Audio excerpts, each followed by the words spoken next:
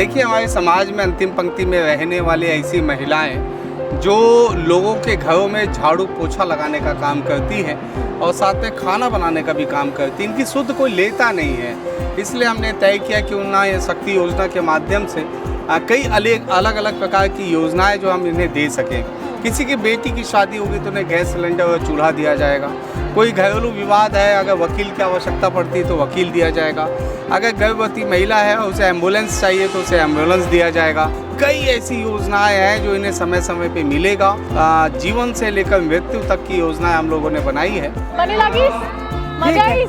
चलो, अच्छा तो लगा, लेकिन क्या अलग क्या था? अलग से अच्छा लगा, शक्ति योजना। तो पूरे वार्ड के जितने भी हैं सबको ही देखते हैं, अपने परिवार जैसे एक देखते हैं। हम लोग भी अपने बड़े भैया जैसे उनको देखते हैं। वही चाहते हैं कि भैया मंत्री बने। आप लोग का आशीर्वाद रहा तो वो भी बन जाएंगे।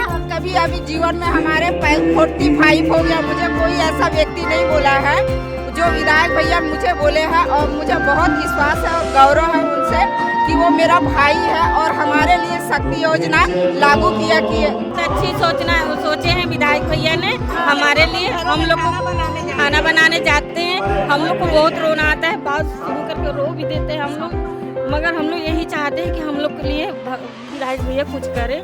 बहुत खुश नजर आ रही है हमारे विधायक इतना लाभ दिए, हम तो इसीलिए इतने खुश हैं। हमको आता कोई इतना नहीं